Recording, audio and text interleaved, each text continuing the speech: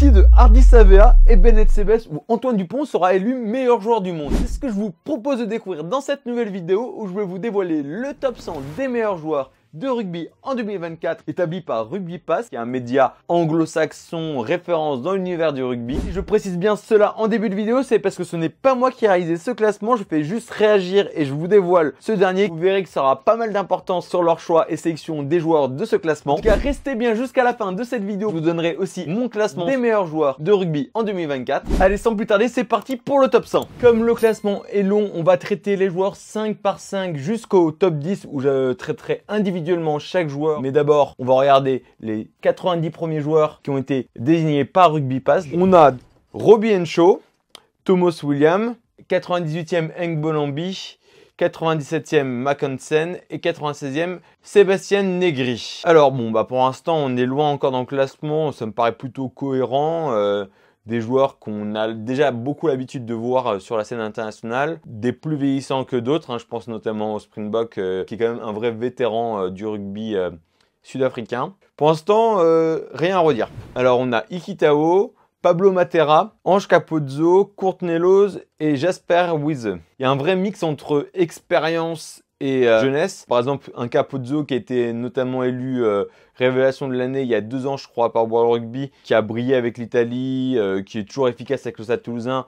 C'est pas démérité de le voir dans ce classement. Matera, Courtney Lawes, je comprends, c'est des joueurs qui sont emblématiques et qui ont beaucoup pesé sur le sort de leur équipe nationale. Après, ils sont un peu relégués au second plan maintenant avec leur club. Courtney Lawes, il est parti à Brive. J'ai rien contre Brive. C'est 2e division française qui reste un bon niveau, mais je sais pas si c'est mérité. Je pense que c'est plus pour son palmarès. Après, je regarde pas assez ses matchs avec Brive, mais peut-être il est encore dans le top 100 des meilleurs joueurs. Alors, on a notre Toulonnais Vai Nicolo, l'Australien Angus Bell, l'Argentin qu'on a l'habitude de voir en top 14, Marcos Kremer, Manili Bock et le capitaine de l'Italie, Michele Lamaro. Moi d'abord, ça me fait très plaisir pour Vai Nicolo, qui est un joueur que j'adore, franchement, au-delà du fait que je sois toulonnais et que forcément je sois un peu moins partial là-dessus. C'est un joueur qui sait faire la différence quand il est dans ses beaux jours, qui est capable de traverser le terrain lui tout seul et faire vraiment tourner le sort d'un match. Ça nous est arrivé plusieurs fois avec Toulon et il l'a fait aussi avec les Fidji. Angus Bell, je ferai pas trop de commentaires parce que je connais pas assez bien le championnat dans lequel il évolue. Kremer, très bon joueur, toujours régulier. Manili Bock, bon, je le connais que de la Coupe du Monde. Il s'est fait, je sais, découper par Gabin Mellière lors du dernier match avec les Stormers. Donc voilà, bon. No comment. Et Lamaro, c'est pareil, un des meilleurs plaqueurs du tournoi à destination avec l'Italie. Franchement, une valeur sûre. Alors, on a Caleb Clark, le néo-zélandais, David Nignashvili, le géorgien, le gallois Dewi Lake, l'argentin Julian Montoya et le All Black aussi, Sam Cane. On a à la fois des petites pépites et des vétérans, il faut dire clairement, des vrais vétérans qui, à mon avis aussi, sont là un peu plus pour leur palmarès que pour leur efficacité rugbystique actuelle. Caleb Clark, moi, c'est un joueur que j'aime bien, mais on l'a beaucoup considéré comme le nouveau Lomu. On a souvent ces termes pour les ailiers un peu costauds que produisent les All Blacks. En termes de dimension, il était très comparé à Jonah. Il a eu du mal à vraiment convaincre. Il est impressionnant physiquement, mais à chaque fois on se dit il manque un petit truc pour faire la diff. Ça fait très plaisir pour David, qui lui vraiment une petite pépite sous-cotée à mon avis, parce que franchement il a une capacité de perforation des défenses qui est assez impressionnante. C'est un joueur qui est vraiment hyper talentueux. Pendant les années à venir, on va beaucoup parler de lui. Je l'aurais vu beaucoup plus haut. Après, voilà, comme je vous ai dit, Montoya, Kane, c'est des joueurs qui ont marqué l'histoire de leur sport et de leur pays. Mais est-ce que aujourd'hui, actuellement, ils sont en position de force de faire la différence rugbystiquement? Je ne sais pas. Next, on passe sur les 5 prochains. On a Tadhg Furlong, l'Irlandais, en 80e, Julien Marchand en 79e, Darcy Graham 78e, Ellis Genge 77e et Cody Taylor 76e. Alors pareil, là on a un petit mix entre expérience et fougue de la semi-jeunesse, hein, parce que c'est pas non plus tous des petits jeunes. Évidemment, Furlong qui est le pilier par référence irlandais capable de jouer avec ses skills. On se rappelle souvent ses petits chic-chac, sa capacité à jouer un peu comme un trois quarts. Lui, il a souvent figuré dans les classements et bon, bah, maintenant il commence à vieillir, donc ça m'étonne pas qu'il soit un petit peu plus bas dans le classement. Marchand, bah, évidemment, il a connu une saison avec des blessures. Il a perdu aussi un peu son rôle de titulaire indiscutable avec l'équipe de France. Donc je comprends qu'il soit un peu rétrogradé dans le classement, malgré le fait que ce soit un très très bon joueur. Darcy Graham, impressionnant avec l'Écosse. Il est sur un nombre d'essais par rapport au nombre de matchs joués qui est assez impressionnant. Il rattrape, je crois, le record de Van der Merwe. Little Rhino, Ellis Genge, lui pareil, c'est maintenant un cadre de l'équipe d'Angleterre. Beaucoup le considéraient comme l'un des meilleurs piliers à l'époque. Là, il commence à trop stagner. Peut-être aussi du fait que l'Angleterre ne performe pas autant qu'à l'époque et que dit Taylor, bah voilà, la valeur sûre des All Blacks. Franchement, rien à dire. On est parti pour les prochains. 75e, Zander Fagerson. 74e, Thomas Ramos. Vous allez voir, je vais revenir là-dessus. 73e, Damien Willemse. 72, Cam Roigard. Et 71e, Gary Ringrose. Alors là, je pense que c'est le moment de faire un petit coup de gueule. C'est là où je vous expliquais que le classement, ça sent qu'il est fait par des anglo-saxons ou du moins des journalistes qui n'ont pas l'habitude de regarder le championnat français ou le rugby français de manière générale. C'est vraiment une insulte de mettre Thomas Ramos 74e. Non mais franchement, je sais pas, dites-moi ce que vous en pensez vous en commentaire. Mais Thomas Ramos 74e. Il est sur une saison historique. Il est rentré dans les meilleurs réalisateurs de l'histoire du tournoi à destination juste après Johnny Wilkinson sur une édition. Il est quasiment impeccable au niveau du jeu au pied. Il a un pourcentage de transformation qui est énorme. Il est polyvalent, il joue 15, il joue 10. Franchement, pour moi, c'est l'un des meilleurs joueurs de l'équipe de France. Il remporte en plus en 2024 le doublé Champions Cup et Top 14 avec Toulouse. Il finit que deuxième du tournoi d'initiation avec l'équipe de France. Il fait une tournée d'automne magistrale où il finit d'ailleurs dans les nommés pour être meilleur joueur de la série. Et il est que 74e. On va continuer le classement parce que sinon je vais m'arrêter sur ce choix et être gronchon tout pour la fin de la vidéo. Donc continuons. Gary Ringrose, très bon joueur, mais pareil, c'est dans les cadres un peu descendants de l'Irlande. Continuons. 70e, Levani Botia. Bon, c'est un joueur que j'adore, mais pareil, quand je vois que Ramos est 74e, Botia il était blessé toute la saison et on le met 70e. 69e, Juan Cruz Malia. Pareil, Malia, énorme joueur qui a fait une saison incroyable avec Toulouse. Je l'aurais mis bien plus haut, Malia. Le gars, c'est un couteau suisse par excellence au stade toulousain. Il peut le mettre à n'importe où derrière. Le mec, il fera le taf. Pareil, il remporte le doublé Top 14 Champions Cup avec Toulouse. Il a été très très bon avec l'équipe d'Argentine. Ça m'étonne qu'il soit que 69e. Devant lui, on a Swahili qui est pareil. Alors, je ne suis pas le championnat australien, mais le mec, ça fait, je crois, sa 3e, 4e cap avec l'équipe des Wallabies. Certes, il a fait des beaux matchs et tout ça, mais le mec, il arrive de nulle part. Il est devant Malia, Ramos. Ok, c'est une pépite, il apporte de la fraîcheur au rugby australien. Tu peux pas mettre Swahili devant des joueurs qui ont fait leurs preuves, qui ont remporté des titres. Je suis un peu... voilà, j'en perds les mots face à ce choix. Choco Barres, très bon joueur aussi, mais pareil, blessé toute la fin de 2024. Il n'est pas sélectionné par l'Argentine, notamment lors de la dernière Autumn Nation Series. Je ne sais pas quoi dire. Et Mackenzie, 66, pareil, Mackenzie, 66, le mec, c'est une pépite. Certes, pas exploité au meilleur de son potentiel, mais que 66e. Ok, bon. Bah, continuons. Duhan Van der Merwe, comme je l'ai expliqué en parlant de Darcy Graham, vraiment un très grand joueur, très puissant, avec un ratio d'essai par match assez impressionnant. Donc ça ne m'étonne pas qu'il soit dans le classement, je l'aurais aussi mis un petit peu plus haut, je pense. 64e, Owen Farrell. Ok, rien à dire sur le palmarès du type. Le mec, meilleur réalisateur de l'histoire du rugby anglais. Il a remporté plein de titres avec les Saracens. Il gagne la 3e place de la Coupe du Monde 2023. Mais le mec, en 2024, il n'a pas joué avec l'équipe d'Angleterre. Il a changé de club, il est allé au Racing. Il galère un petit peu à trouver ses marques. Et le mec, 64e place. Kinghorn, très bon joueur écossais qui mérite sa place dans le classement, mais je l'aurais mis un petit peu plus haut. Il est hyper performant, titulaire indiscutable avec l'équipe d'Écosse. Et Tommaso Menoncello, 61, pense que c'est un petit peu sous-coté. Il est dans une équipe qui n'est pas forcément mis sous les feux des projecteurs, mais que 61e, alors que le mec, il est élu meilleur joueur du tournoi destination. Je ne sais pas sur quoi il se base pour faire leur classement, mais je trouve ça un peu non mérité. Continuons. 60e, Tyrell Lomax. Une valeur sûre aussi maintenant des All Blacks. 59e, Richie Mo'unga. Pareil, je trouve ça étonnant qu'il soit aussi bas. C'est un joueur vraiment très talentueux. Bon, un peu éloigné des radars du fait qu'il a quitté le Super Rugby pour aller jouer, je crois, au Japon, si je ne dis pas de bêtises. Devant lui, Louis Bielbiarré. Je suis étonné de le voir dans le classement parce que Louis est très jeune. Certes, c'est une pépite, hein, on le sait tous, hein, nous qui suivons le rugby français, l'UBB, l'équipe de France. Jack Morgan, un cadre évident du rugby gallois. Scott Barrett que 56e, alors que bon, le mec capitaine il n'y a pas longtemps des All Blacks, valeur sûre. Je trouve que c'est un petit peu sous-mérité pour la responsabilité et l'impact sur le jeu des All Blacks et de son équipe, les Crusaders.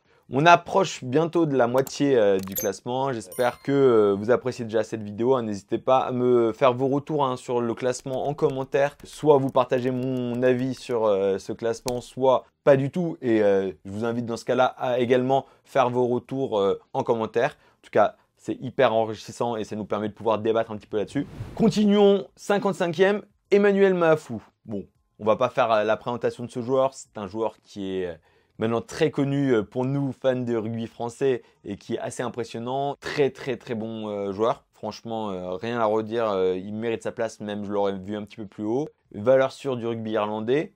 Reco Ioane, on va dire pareil. Très bon joueur au centre, valeur sûre des All Blacks. Valentini. Alors pour moi, c'est certainement l'un des meilleurs joueurs australiens. Mais de là à le mettre dans les quasi 50 meilleurs joueurs du monde, je suis plutôt étonné. France Malherbe, pareil, pilier cadre du rugby sud-africain. Je l'aurais peut-être pas mis non plus 51e. On arrive maintenant dans les 50 meilleurs joueurs de rugby de 2024. 50e, Ben Earl, leader des avants anglais, efficace aussi avec les Saracens, c'est certainement le meilleur club anglais actuellement. Donc ça ne m'étonne pas qu'il soit 50e. Romain Ntamak, alors c'est là où tu vois que c'est un classement qui a été aussi fait par les anglo-saxons. Romain Ntamak, qui est un joueur que évidemment j'adore, qui a un talent monstre, tout le monde le sait. Mais Romain Ntamak, il a été blessé une grande partie de 2024. Il n'a pas joué notamment avec l'équipe de France pour le tournoi destination. C'était notamment Jalibert qui a pris la succession. Il est revenu tardivement. Il n'a pas fait l'Autumn Nation Series parce qu'il s'est aussi blessé. Il est indiscutable de par son talent.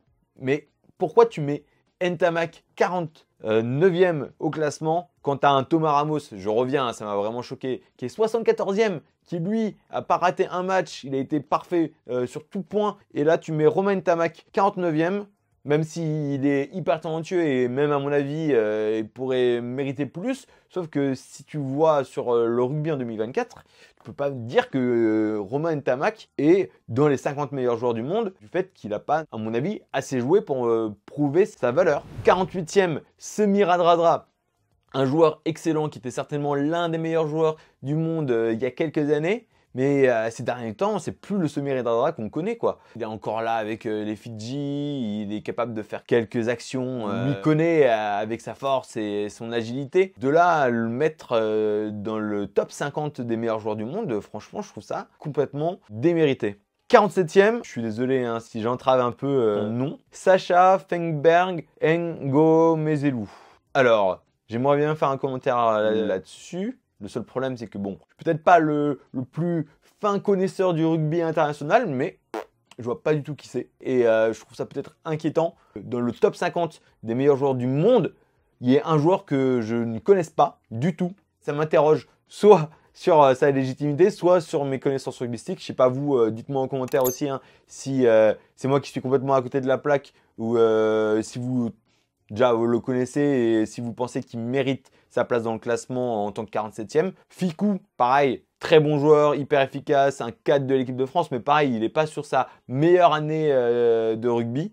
même si il remonte un peu en force comparé au début de l'année 2024. On voit vraiment que c'est les Anglais de Rugby Pass qui connaissent l'équipe de France du Grand Chelem et qui placent un peu les joueurs comme ça, par-ci par-là, sans trop savoir vraiment leur valeur. Je ne peux pas dire que 2024 soit l'année de Gaël Fickou. 45e, Joshua Tuisova. Là, c'est pareil. Joshua Tuisova, c'est un joueur qui est monstrueux, qui mérite d'être certainement l'un des meilleurs joueurs et des joueurs les plus physiques du monde du rugby. Mais il a été blessé. Pareil, tout le début de l'année, il a commencé la saison avec son début au Racing, fait quelques matchs avec les Fidji, mais là, le mettre 45e alors que pendant quasiment on va dire, les 5 premiers mois de 2024, il était blessé quoi, genre. 44e, Thomas Albornoz. Alors, c'est le nouveau numéro 10 de l'Argentine qui a commencé à prendre ses marques depuis le dernier Rugby Championship. De là à le mettre 44e, typiquement, il est devant un Ntamak, il est devant un Ramos.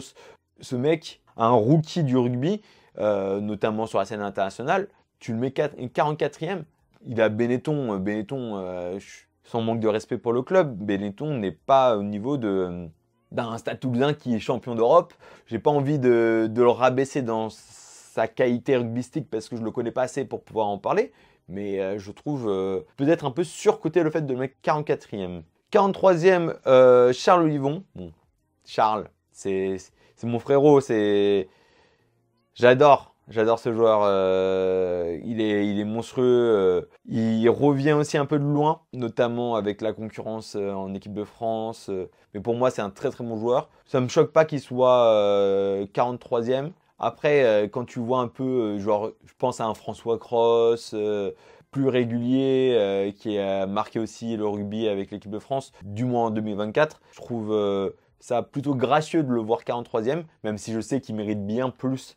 Mais moi, je me base sur 2024, l'année 2024, parce que c'est quand même ça le thème de la vidéo, c'est les 100 meilleurs joueurs de 2024. Après 42e, Fraser McRae. Certainement, je dis mal son nom de famille, mais là, tu sens le journaliste qui veut classer des Australiens par défaut. Je regarde pas aussi le Super Rugby, peut-être il doit être un très bon joueur de Super Rugby chez les Reds. Mais voilà, quoi, genre 42e, quoi. Devant un Ntamak, devant un Munga, devant un Mackenzie, devant un Thomas Ramos, encore une fois. Ok, je pense que bon, ce petit passe droit, il faut caser des Australiens dans le classement, donc mettons des Australiens. Tupu Vai, très bon joueur des All Blacks, pareil. Je trouve que c'est pas démérité qu'il soit à cette place. Quagga Smith, pareil. Quagga Smith, joueur qui a marqué la dernière Coupe du Monde. Nous, on le sait, malheureusement, pas pour la bonne raison pour nous. Pareil, je pense qu'un peu parachuté, au même titre qu'un Siya Kolisi, qui n'est plus du tout le Siya Kolisi de la dernière Coupe du Monde ou même de 2019, qui est donc 39e. Je pense que c'est parce que c'est des gros noms du rugby international qu'il fallait les mettre dans le classement. Moi, je pense pas du tout qu'ils méritent ces places. Encore une fois, hein, si vous avez des avis différents aux miens, n'hésitez pas à faire vos retours en commentaire. James Lowe, 38e, très très gros joueur. Franchement, le mec, il a un coup de pied de mammouth. Il est fort aussi comme un mammouth. Très très bon joueur, 38e. Je trouve qu'il mérite sa place. Marc Téa, monstrueux lors de la dernière Coupe du Monde, mais là, j'ai pas vu assez de ses matchs pour pouvoir juger s'il mérite ou pas d'être 37e. Malcolm Marx, une valeur sûre du rugby sud-africain, donc rien à dire. 35e, Josh Van Der Flier. Alors, comment dire, l'ancien meilleur joueur du monde, qui a été élu meilleur joueur du monde l'année de la Coupe du Monde ou celle d'avant, je ne m'en rappelle plus. Il a été, par contre, ça j'en suis sûr, élu meilleur joueur de l'Autumn Nation Series 2024. Hyper régulier avec l'Irlande. C'est un cadre indiscutable du Leinster qui performe sur la scène européenne, donc il n'y a rien à redire. Que 35e, c'est ça qui me choque. Juste 35e pour un joueur qui est facile dans le top 10. 34e, Jack Willis.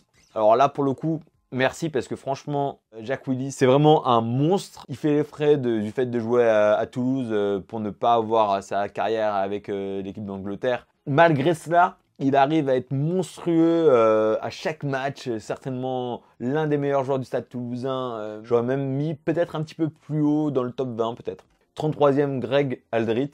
C'est un joueur que j'adore. Mais on ne peut pas dire encore une fois que 2024, ça soit son année. Depuis la dernière Coupe du Monde, il est clairement rincé. Il a été surexploité avec l'équipe de France, avec La Rochelle. On l'a senti lors de la dernière Autumn Nation Series. Il est plus aussi impactant qu'à l'époque. D'ailleurs, il a été même retiré à la fin pour les derniers matchs du groupe France. Donc ouais, étonné qu'il soit 33e.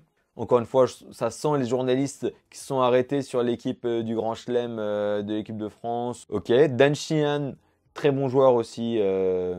Irlandais, pour moi, c'est pas démériter sa place. Franchement, 32e, on est bon. Peato Movaka, il fallait le caser. Hein, et pareil, je trouve ça étonnant qu'il soit que 31e. Pour moi, si on devait dire actuellement les meilleurs joueurs de l'équipe de France en 2024, t'as Thomas Ramos, t'as Peato Movaka. Peato Movaka qui maintenant affirme son titre de titulaire indiscutable au talon devant Julien Marchand. Rien que ça. Avec Toulouse, il est monstrueux. Avec l'équipe de France, il est monstrueux. Franchement, il n'y a rien à redire. Peato Movaka, c'est une machine. Donc le voir que 31e, moi ça me choque un peu. 30e, évidemment, il fallait caler un peu d'Australiens sans remettre en question la qualité rugbystique du type. Mais Tom Wright, 30e, devant tous les noms que j'ai pu citer là précédemment, les 70 types d'avant. Expliquez-moi pourquoi. Ouais, voilà, juste j'attends que Rugby Pass commente pour me dire qu'est-ce qu'il a de plus que tous les autres joueurs au même poste que lui avant. Je ne sais pas. Hugh Jones, valeur sûre du rugby écossais. Il m'a pas choqué de ses performances, mais bon, c'est un mec très régulier. Bundy Aki, pareil, c'est vraiment la référence au centre. Un profil hyper puissant, mais aussi technique. Un peu vieillissant malheureusement. 27e, André Pollard. Alors là, je vous avoue que je ne sais pas quoi dire. André Pollard. Pour ceux qui se rappellent, André Pollard, c'était l'ouvreur des Springboks lors de la Coupe du Monde 2019. Je suis même pas sûr, il a dû faire quelques piges, genre dans les dernières minutes parce qu'ils avaient besoin de quelqu'un fiable au pied et d'expérience lors de 2023. Mais André Pollard, franchement, maintenant, il n'est plus jamais convié avec l'Afrique du Sud. Je suis même pas sûr qu'il ait fait un match. Je peux me tromper, hein, mais je suis pas sûr qu'il ait enchaîné. Allez, 3 matchs avec les Springboks en 2024. Qu'est-ce que le mec fait 27e, quoi. Encore une fois, quand tu repenses, Thomas Ramos, Ntamak, Joe McCarthy, pareil, on est dans la même lignée.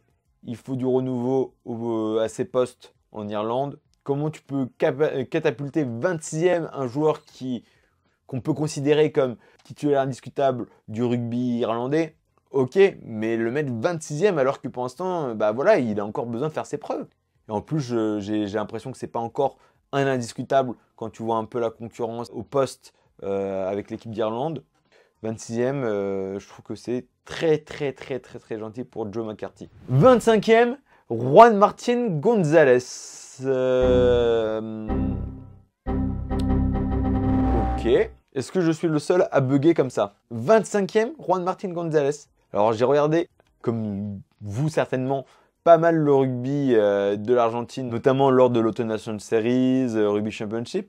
J'ai pas le souvenir que ce soit le nom qui m'ait le plus marqué du rugby argentin. Je regarde pas les matchs du Saracens, peut-être le mec qui marche sur l'eau avec les Saracens. Mais dans ce cas-là, il fallait remporter des titres majeurs, notamment la Champions Cup. Quand tu vois que son homologue Malia, qui lui est champion d'Europe, marche sur l'eau sur le top 14, il est aussi loin dans le classement par rapport à lui. Pourquoi? Soit, continuons. 24e, Andrew Porter. Bon, à part ses performances dans la série Netflix, bon, je suis méchant. C'est un très bon joueur, valeur sûre. J'ai l'impression que je me répète beaucoup avec ce terme, hein, valeur sûre. En tout cas, oui, c'est le cas du rugby irlandais. 24e, ok, pourquoi pas. Will Skelton, 23e. Très bon joueur, hein. On a l'habitude de le voir avec La Rochelle, un petit peu plus maintenant avec l'Australie. Un peu comparé à Meafou. C'est étonnant d'ailleurs qu'il soit aussi distancé en termes de position, parce que pour moi, je pense qu'il se vaut rugbystiquement parlant. Donc ouais, 23e Skelton. 22e, Damien Delande. Le centre des Springboks, bon, lui aussi habitué des classements. L'Afrique du Sud marche sur le rugby mondial ces derniers temps. Pas déconnant de mettre des Sud-Africains dans le classement. Lui en fait partie de ces joueurs qui ont fondé cette équipe solide des Springboks, donc pourquoi pas. 21e, Maro Itoje, le deuxième ligne de l'équipe d'Angleterre. Certainement le joueur le plus emblématique actuellement du rugby anglais. Un des piliers de l'équipe d'Angleterre actuelle. Très talentueux, souvent même considéré dans les 5 meilleurs joueurs du monde. On arrive maintenant dans cette presque dernière ligne droite du classement. Les 20 meilleurs joueurs de l'année 2024 selon Rugby Pass, parce que je me détache petit à petit de ces choix. Commençons par le numéro 20 qui est Feyi Waboso, l'ailier de l'Angleterre qui joue à Exeter. Certes, a du potentiel, hein, franchement, il n'y a rien à redire, très bon joueur, mais de là à être 20e meilleur joueur de 2024, passons parce que sinon on va jamais terminer cette vidéo. 19e, Kurtley Arendse. Bon, c'est un peu la copie de Chelsea Colby en Afrique du Sud. Même gabarit, même skills. D'ailleurs, il porte souvent aussi un casque. Donc, je sais pas si vous voyez, mais quand on regarde les matchs de l'Afrique du Sud, on a souvent l'impression qu'il y a deux Colby sur le terrain. Bah, en fait, non, c'est souvent Kurtley Arendse.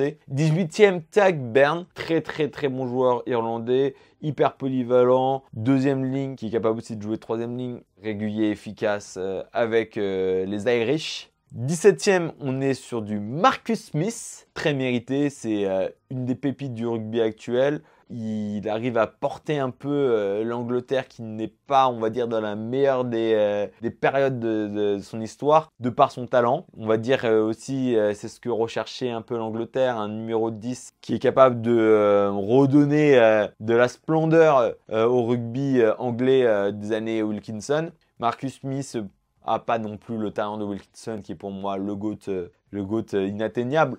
Il a la fougue et les skills pour donner cette fraîcheur et ce second souffle à l'équipe d'Angleterre qui a vraiment besoin de se renouveler. 16e, Sione Tuipulotu.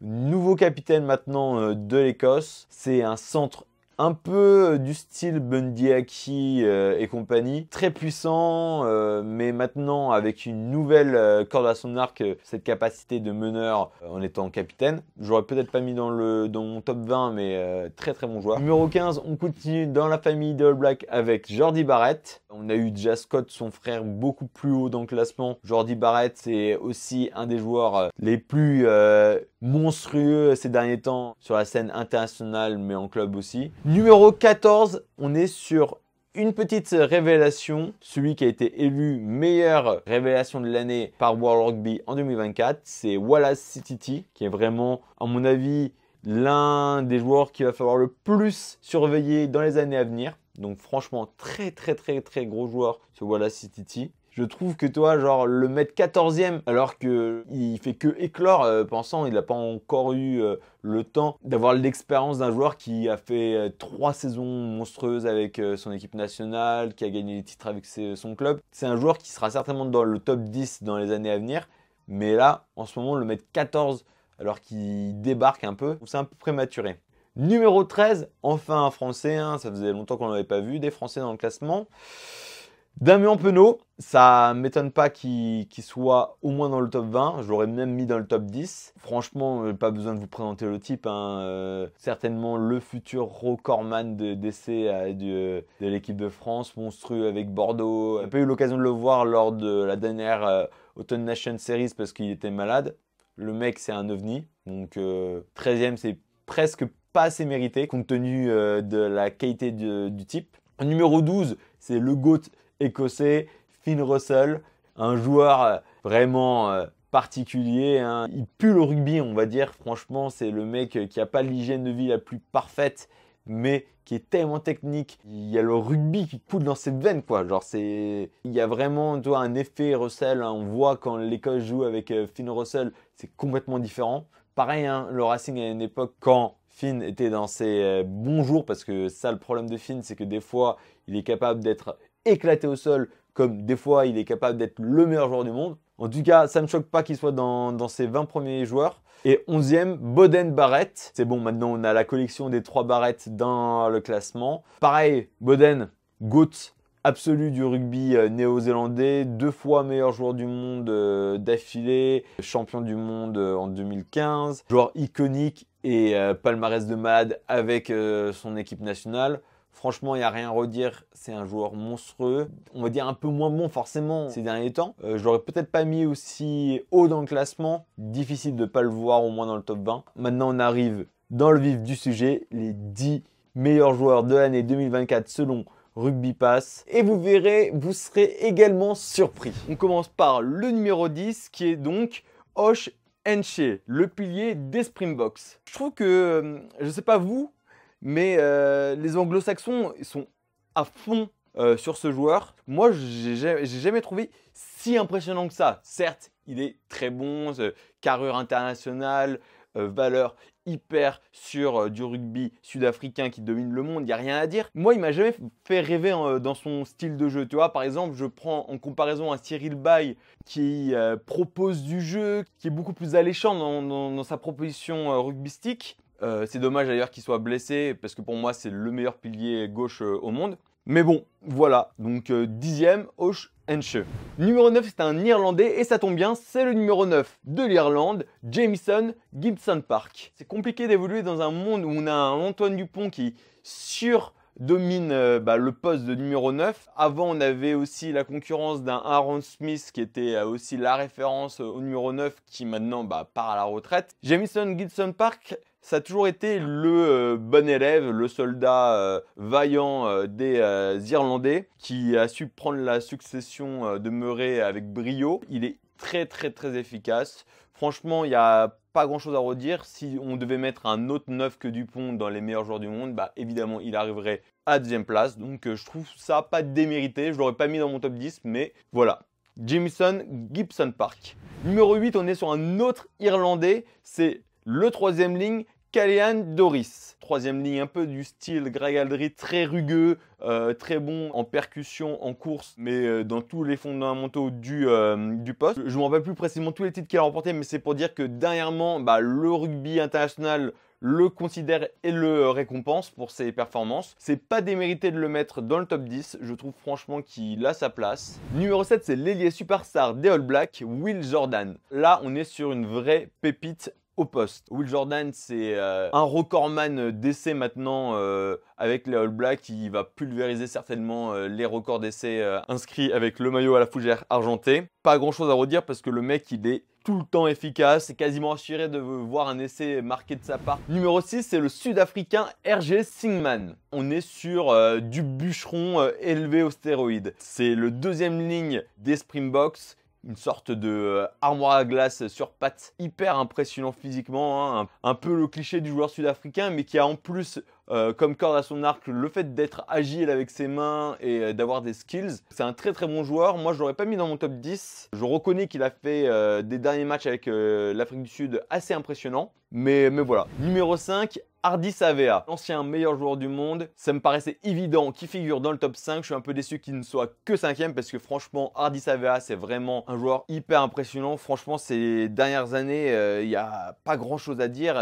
Il est très bon techniquement. Il apporte toujours de sa puissance, de sa vision de jeu. C'est difficile de trouver des bémols à ce joueur. Donc ouais, Ardie Savea, numéro 5.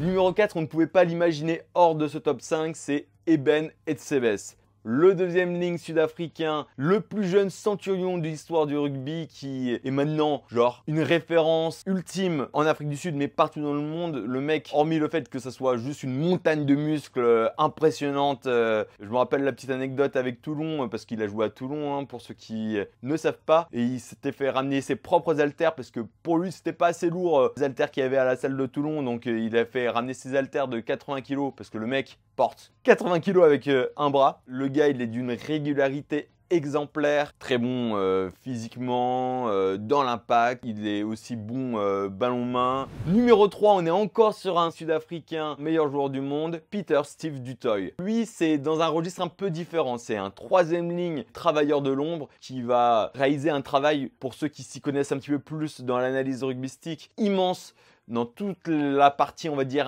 cachée, toute cette phase dans les rucks, dans les mauls, dans ballon au sol. Il est très technique parce que c'est un poste qui demande beaucoup d'intelligence pour réussir à être juste et pas se faire pénaliser. Et c'est aussi une grande force de Peter-Steve Dutoit, au-delà du fait qu'il soit très bon aussi physiquement, très impactant. Médaille de bronze pour Peter-Steve Dutoit. On arrive numéro 2 et on est encore sur un Sud-Africain, c'est Chelsea Colby. On le connaît très bien nous en France, hein, notamment du côté de Toulouse et de Toulon. Chelsea Colby, c'est la pépite, l'ovni du rugby qu'on a idolâtré quand il était dans le championnat français et détesté quand il nous fait perdre en quart de finale de la Coupe du Monde. Hyper impressionnant parce que bon, j'ai eu la chance de le rencontrer et de l'interviewer d'ailleurs. Il n'est pas très impressionnant physiquement. Quand tu le croises dans la rue, tu te dis pas le mec c'est un rugbyman, mais qu'est-ce qu'il est stokos, il a pas un pet de gras et le gars, il est capable de t'envoyer des plaquages de l'espace, te retourner des mecs qui font 140 kilos parce qu'il est tellement technique, tellement hargneux que le mec, il est capable de te déplacer des montagnes.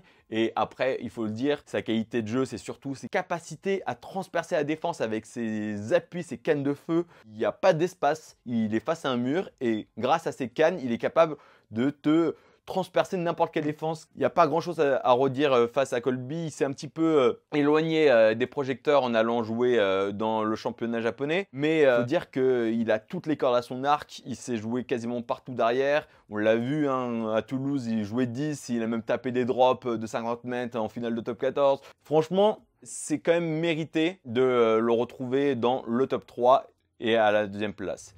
Et numéro 1, on l'attendait enfin et ça fait plaisir que les anglo-saxons soient unanimes là-dessus aussi, c'est Antoine Dupont, évidemment. Antoine Dupont, notre capitaine de mine-mêlée de l'équipe de France qui glane la première place du top 100 en 2024. Est-ce qu'on a vraiment besoin d'expliquer pourquoi Antoine Dupont est le meilleur joueur du monde? En tout cas, ça semble être l'avis aussi de toute la sphère internationale rugbystique. Encore une fois, je le répète, c'était un classement fait par des anglo-saxons. Antoine Dupont qui n'a pas reçu de prix pour le rugby à 15 cette année parce que, bon, vous le savez, il a rejoint le rugby à 7 pour les Jeux Olympiques. Le mec a, en 3-4 séries avec l'équipe de France, remporté 2 titres historiques pour la France, plus une médaille d'or aux Jeux Olympiques et en plus, au passage, un titre de meilleur joueur de rugby à 7 de l'année. Tout ce qui touche devient de l'or. Je pense qu'on est face à un phénomène, à une légende vivante du rugby. Je ne trouve pas une chose à reprocher à Antoine Dupont. Des équipes mènent même des stratégies anti-Dupont. C'est-à-dire qu'il est capable de faire douter toute une équipe et de changer tout son plan de jeu du simple fait qu'il soit aligné sur le terrain. C'est dire à quel point ce joueur est monumental et monstrueux. Donc voilà, numéro 1, Antoine Dupont. Voilà, vous avez désormais le top 100 des meilleurs joueurs de rugby en 2024 selon Rugby Pass. N'hésitez pas à me donner vos avis du coup en commentaire de cette vidéo. Et moi, je vais vous donner maintenant mon top 10 à moi. Je mettrai numéro 10, le troisième ligne irlandais, Callahan Doris. Je vous ai expliqué pourquoi en grande partie. Numéro 9, je mettrai Peato Mauvaka parce que franchement, je trouve qu'il mérite amplement sa place dans le top 10. Numéro 8, ça va être pour moi Peter-Steve Dutoit. Je vais certainement faire des ennemis, mais je trouve que certes, son travail est indispensable, mais moi, ça me fait moins rêver et je trouve que c'est pas dans les qualités que j'attends d'un meilleur joueur du monde. Numéro 7, je mettrai Damien Penaud. Alors, c'est vrai que malheureusement, on n'a pas pu le voir lors de la dernière Autumn Nation Series, mais on sait à quel point ce joueur est monstrueux et qui va marquer l'histoire du rugby français. Un des rares joueurs qui est capable de faire la différence à lui tout seul. Devant lui, numéro 6, je vais mettre Will Jordan. Pour moi, c'est kiff-kiff avec Penaud. C'est les deux ailiers références dans l'univers du rugby international. La seule raison pour laquelle je l'ai mis devant Penaud, c'est que lui, il a joué l'Autumn Nation Series. Et donc, voilà, ça lui fait des points en plus en 2024. Numéro 5, pour moi, c'est Thomas Ramos. J'en ai beaucoup parlé dans cette vidéo, mais pour moi, Thomas Ramos est monumental depuis quelques temps. En 2024, il confirme tout le travail qu'il a réalisé depuis 2-3 ans maintenant avec l'équipe de France et le Stade Toulousain. L'une des meilleures périodes de l'histoire de Thomas Ramos qui va marquer le rugby français. Donc, il est hyper légitime d'être numéro 5. Alors, numéro 4, j'ai décidé de mettre Chelsea Colby. Alors, je vous explique, c'est tout simplement parce que je trouve que au-delà du fait qu'il a été monstrueux en équipe nationale, il est dans un championnat, on va dire en club, un petit peu moins qualitatif que le Super Rugby, que le Top 14 et tous les clubs européens. À mes yeux, ça baisse un petit peu sa valeur. Je trouve qu'un meilleur joueur du monde devrait briller à la fois sur la scène internationale et en club. Colby performe certainement au Japon, mais c'est pas pareil que d'évoluer dans une division et dans une compétition majeure. Numéro 3, j'ai décidé de mettre Eben Etzebeth. Lui, bon, il n'y a pas grand chose à redire sur le type. Franchement, voilà, il fait une saison monstrueuse en 2024. Numéro 2, j'ai décidé de mettre Hardy Savea parce que franchement, je trouve qu'il apporte vraiment quelque chose quand il est présent dans une équipe. Ce petit plus de leadership, d'aura. Et c'est vrai qu'on voit vraiment la différence quand il est là. Donc numéro 2 et évidemment numéro 1, Antoine Dupont. Je pense qu'il n'y a pas de débat. Pour moi, Antoine est vraiment au-dessus du lot. C'est le GOAT ultime. Merci Toto d'être ce que tu es. Voilà les copains. Merci d'avoir regardé cette vidéo jusqu'au bout. N'hésitez pas à me donner vos commentaires et vos avis sur ce classement. Je vous demanderai juste, ça vous prend quelques secondes, mais de vous abonner, partager, liker cette vidéo. Ça récompense le travail fourni de mon côté et ça me permet de pouvoir concevoir de tout nouveaux projets qui, je suis sûr, vous plairont très certainement. Donc, n'hésitez pas à être abonné pour rester au courant. En tout cas, merci les copains, c'était un plaisir de parler de ce top 100 et je vous dis à très vite pour de nouvelles vidéos.